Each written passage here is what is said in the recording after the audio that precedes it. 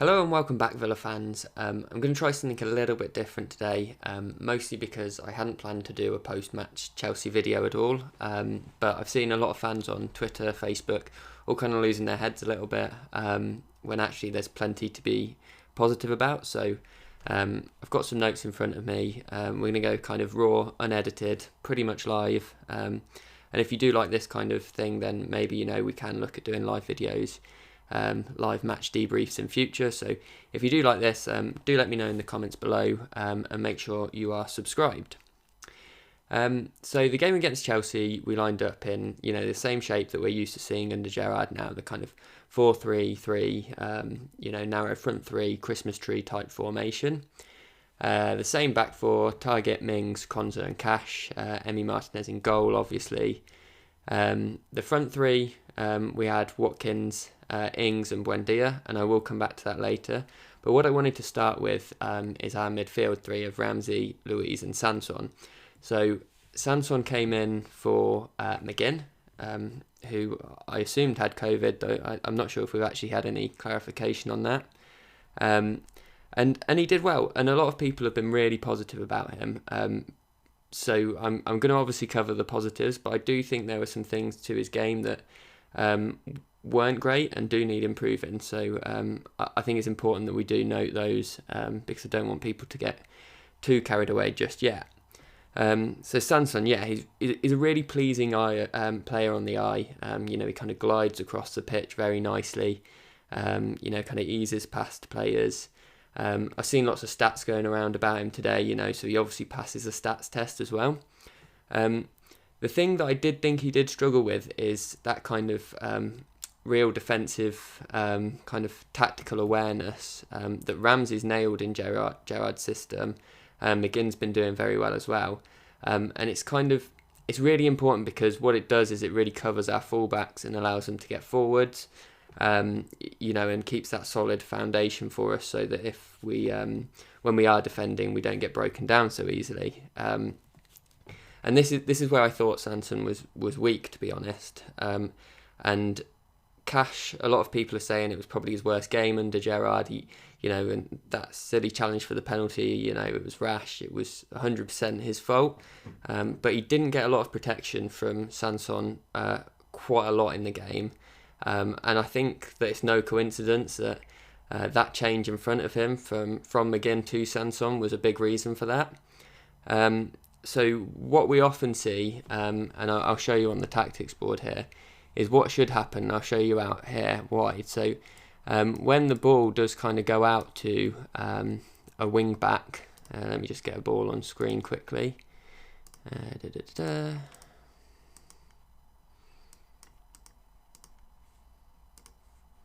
Oh, okay, I can't do that. Never mind. We won't worry too much about that. So what we were finding quite a lot is the ball would come out to a Chelsea wing back here, for example, and it kind of depended on where other players were on the pitch. So either what would happen is Cash would come out and press the ball, in which case Sanson should drop in to the back line and cover the run of this player here, which was quite often Hudson-Odoi. If it allowed, if we had kind of the chance to, we'd try and keep our back four nice and rigid and solid, and when the ball did come out to Alonso, Sanson would go out instead. Obviously the reason Cash might go out is if we're kind of there much higher up at the pitch, in a kind of more dangerous area, then it was important for Cash to get out quickly. For the goal though, what happened is Cash did choose to step out, but Sanson was kind of a bit in no man's land over here. And this, I think it was Hudson-Odoi, made the run in behind. The ball went in, and this isn't perfect distances.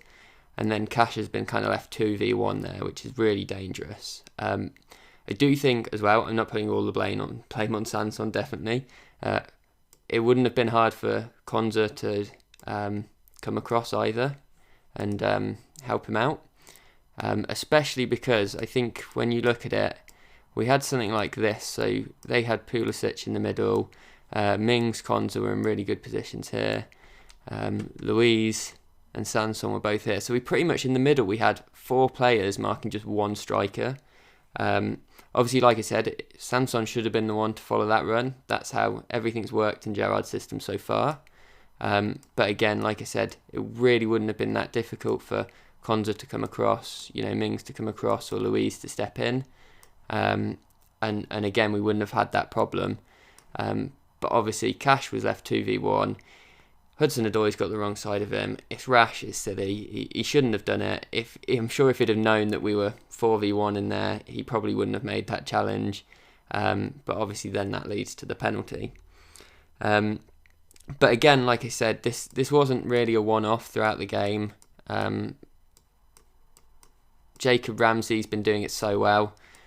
He just really perfectly slots in and supports Target, and that's one of the reasons Target's looked so improved under Gerrard. So I do think that was a bit of a flaw in Sanson's game. It's something that he probably actually missed because he was injured when Gerrard first came in and really drilled that into the players. So I definitely think they'll want to work on that with him. And the other thing I did want to point out about the first goal actually was it was quite poor game management. Obviously I've just bigged up Jacob Ramsey, but I think he showed his youth a little bit because we were 1-0 up at this point.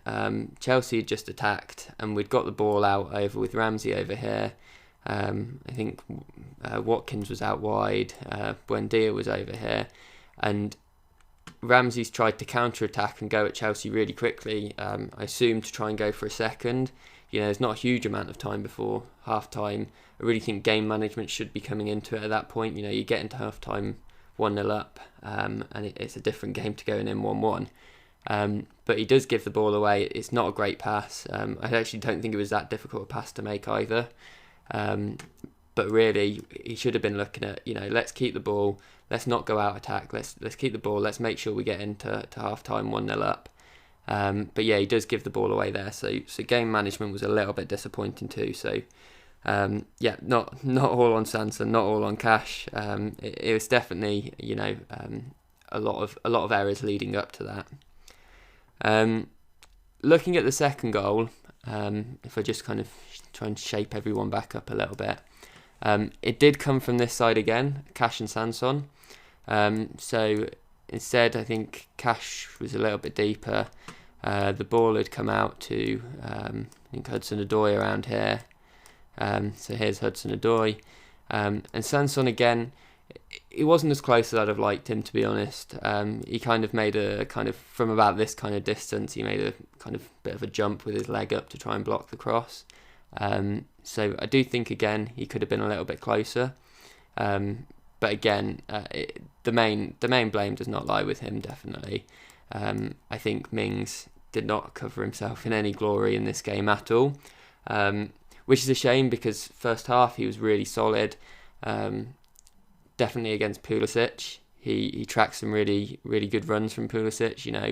Outstrengthed him, outpaced him a lot of the time. Looked really classy.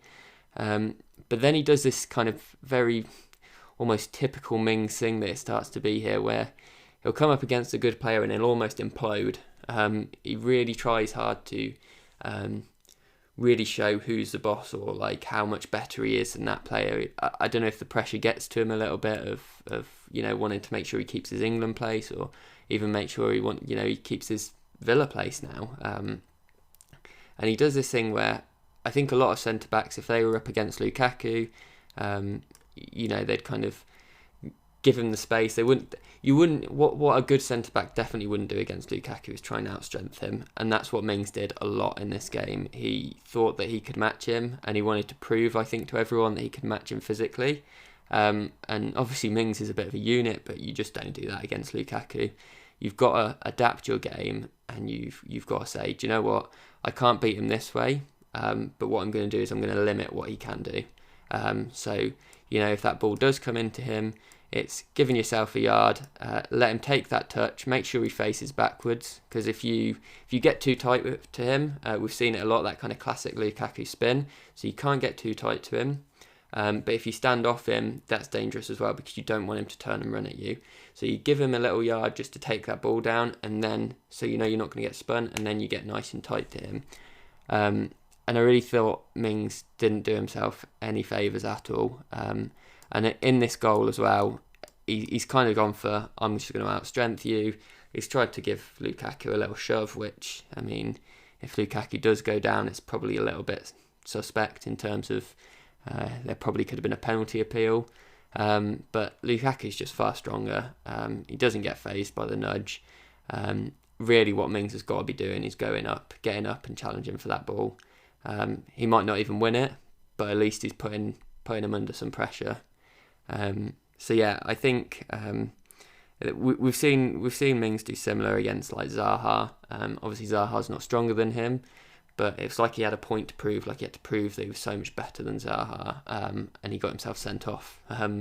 So yeah, I don't know if that's pressure mounting on him. There's been a lot of speculation about Jan signings coming in, which we're kind of assuming would be a Mings replacement because Konsa's played so well. So yeah, not a great second goal to concede. Goal 3, I really don't think there's too much to say about this one, to be honest. Look, we're pushing for an equaliser. That's really positive to see. It's not like we're trying to limit how much we're losing by. We're pushing for that equaliser, and really we just get caught with players out of position all over the place. Again, Lukaku is a £100 million striker, isn't he? He's just stronger, faster than Target, shrugs him off. Konsa's trying to recover, but he's just not close enough to get back into a good position. Slides because he pretty much has to, because we know that ball is probably going to hit the back of the net otherwise, and ends up taking down Lukaku. And yeah, we obviously have another penalty. But you know what? I'd rather lose 3-1 and have had a go at Chelsea at the end than lose 2-1 and not even tried. Just kind of sat with players behind the ball trying to limit how much we lose by. The one thing I did really want to point out, because I thought it was quite interesting, was the tweak we kind of made to the front three. So if I kind of move some of these players up a little bit. So Chelsea play obviously like a 3-4-3 system, and they have this double pivot here. Let's try and move players back to where they should be. So yeah, they had Jorginho and Kante. And how we started was Watkins and Buendia were at like a kind of 2-10s. Ings was leading the line, and we were limiting any balls into them. Quite often Chelsea play really nice football by going through their pivots. So what we started off by doing was limiting those options. And actually, first 5 minutes of that game, they didn't get on the ball at all, really. It took them a while to get into the game, and they kind of changed how they were playing. They went from this kind of double pivot, and Kante actually started to move higher up the pitch, and kind of come into this line here. So then they had a single pivot, and what that meant was we kind of had Buendia and Watkins marking one player, and then obviously Ings is there with the whole of the back three to kind of cover. He did have support from Watkins and Watkins and Buendia, but obviously this isn't well matched. I mean, this system often works well. This kind of 2-10s and a striker works well when you've got two centre backs and you've kind of got a 3-man in there. So that's how it normally works well, by being able to restrict passes into these players. So obviously when we had 3 at the back, 1 pivot, 2 of our players marking 1 pivot, it just meant there was a bit of a mismatch in numbers around the pitch. So really interestingly, what we did do is Ings came out to the right, Buendia went centrally, and what that meant was Buendia was sometimes kind of like a 10 and could cover that pivot option off, and it meant that Ings and Watkins then could press more like a 2 against these 3. So it's like a 3v2 there, 1v1 in there, and then we had the options here as well. So one thing that Chelsea often do, we see, like Rudiger, for example, loves to drive forwards with the ball. So this really meant that we could stop that happening. We could stop the Chelsea centre-backs from driving forwards with the ball. And what we did then notice is Kante started to drop back in and sometimes become a double pivot again. And actually we were quite flexible then, that, if I leave that there, Ramsey could cover here, Sanson could cover here, and Luiz could step up if needs be. Probably didn't help actually massively with Sanson getting drawn a bit too central at times. But what I think it was really good to see is actually how fluid and flexible this system could be. It's not, I think under Dean Smith, it was like, this is the system, this is how we're going to play. But actually, we could adapt to any changes that Chelsea made, and we could really kind of, go at them and make sure that we were matching them throughout the whole 90 minutes. So yeah, plenty of positives to take. Just in summary, really, I thought 3-1 flattered Chelsea. 2-1 probably would have been fairer. I think they were the better team. I think we perhaps at times warranted a draw, but I'm not sure we warranted a draw for the whole 90 minutes. At the end of the day, we did match the European champions for a lot of the game. Let's not forget that these are a very, very good team. They might have had a little bit of wobble in their form of late, but they're still a very, very good side. We were slow out at half-time. Perhaps that was lacking Gerrard's influence in the dressing room at half-time, just to get them going. But yeah, we were a bit slow out from half-time, really. But ultimately, it was a £100 million striker that changed the game. We're bringing on, Carney Chukwuemeka into centre mid. He's an academy player, he doesn't really cost us anything. They're bringing on a £100 million striker. Results against Chelsea, Man City and Liverpool, they've all been really positive performances. I don't think we should get upset that we've lost all three of those. Ultimately, those results will not define our season. So I'm not too upset about that. It's just important that fans are still buying into that long-term project. Gerrard, I think even Gary McAllister said after the game, they wanted really a pre-season to be able to do these kind of things, to work on this system, to get the shape right. So they're almost kind of having to do a pre-season in the middle of the season. So it's quite difficult for them. There's always going to be mistakes. Like I said, Sanson looked really positive on the ball. He's the perfect kind of player for Gerrard and kind of Michael Beale's type of play. They love ball carriers, and that's what Sanson's so good at. We just need to kind of refine that into making sure that he does do that defensive cover properly too. But yeah, hopefully some January signings to come in. And things are definitely on the up. We're winning the games that we should be winning. We're battling in the games that we probably should be losing. So that's good to see. So yeah, lots to stay positive about. Don't get down. I've seen a lot of people on Twitter and Facebook upset. Don't get down about that. Be happy. And we've got a bit of time off now before we face Brentford. Should go into that nice and fresh, and hopefully get another win. And yeah, don't forget to let me know what you thought to this kind of live video. It's probably a little bit raw and ropey, but I hope you enjoyed it. I hope it covered lots of things off. And if you did, let me know in the comments, and don't forget to subscribe. Cheers.